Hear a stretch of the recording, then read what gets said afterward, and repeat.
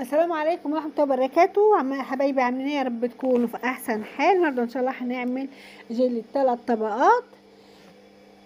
هما الثلاثه اللي قدامكم ده المانجا والفراوله والتفاح. هنبدا ان شاء الله على بركه الله. بس قبل ما نبدا يا ريت لو عجبك الفيديو ما تنسيش تعملي لايك وشير واشتركي في القناه وفعلي زر الجرس يوصلك مني كل جديد. نبدا على بركه الله. بسم الله الرحمن الرحيم. اولا ده اسهل حاجه في الكون. هتعملي الجيلي وممكن تخلي ولادك هم اللي يعملوه. باكت الجيلي عليه كوبايتين ميه، كوبايه سخنه مغليه، وبعد كده هتحطي كوبايه ساقعه. هتحطي اول كوبايه سخنه المغليه زي ما انا عملت، وهتقلبي كويس جدا جدا جدا بالشكل ده عشان تدوبي الجيلي. كمان ممكن تخلي ولادك هم اللي يعملوا الوصفات دي، تفرحيهم انهم يخشوا معاكي المطبخ ويعملوا لك حاجه حلوه كده وحاجه سهله وبسيطه ومش محتاجه اي حاجه.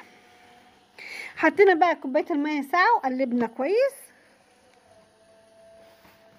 لازم تقلبي كويس عشان خاطر كل حاجه تمتزج مع بعضيها، ولو السكر او الجيلي يدوب كويس في الميه السخنه. هنقسمهم بقى. انا قسمتهم على 6 بولات. انت شوفي عندك كم فرد او كم حاجه وقسمي على قد الحاجه اللي انت عايزاها. ممكن تعمليها في بوله كبيره وتقطعي منها، وممكن تحطي لها فاكهه. كده قسمتهم على 6 بولات. هدخلهم التلاجة لمدة ساعتين لغاية لما يتجمدوا. عملت الطبقة التانية برا الكاميرا بس هي نفس الطريقة. هنعمل دلوقتي قدامكم الطبقة التالتة. هنجيب برضو البولة وهنحط فيها برضو. لما عملت الطبقة التانية حطيت الطبقة التانية وحطيتها في التلاجة برضو لمدة ساعتين لغاية لما جمد بالشكل ده.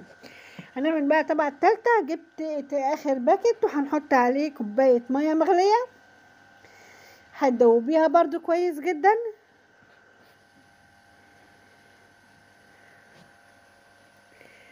دوبي عشان خاطر الجيلي والسكر يدوبوا كويس. الجل والسكر يدوبوا كويس عشان خاطر يبقوا كويسين، يعني ما يبقوش فيهم تكتلات او حاجه. هنحط عليها كوبايه ميه ساقعه، طبعا ميه ساقعه طالعه من التلاجة.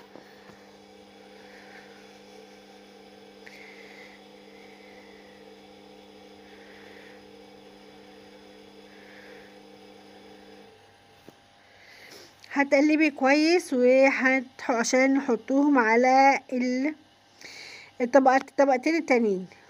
دي كريم بيعمل معايا. قلتلك الاطفال يحبوا قوي الحاجات دي والحاجات السهله.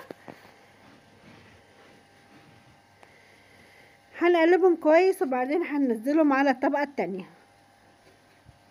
كده جبت البولات بعد ما حطينا الطبقه التانية وسبناها في التلاجة لمده ساعتين. ساعت ومسكت نفسها. هنحط الطبقه التالتة.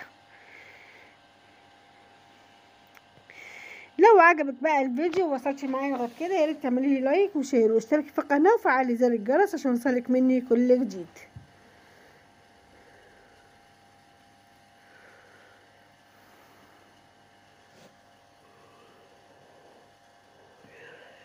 هنحط الطبقه الثالثه وهنحطها برضو في التلاجة وبعد كده هتتاكل. ما بانتش الطبقه الحمراء دي، المفروض كانت تتحط تحت خالص عشان تبين الحاجه، بس يلا مش مشكله. بس ال3 طبقات بعد كده كانوا كويسين باينين.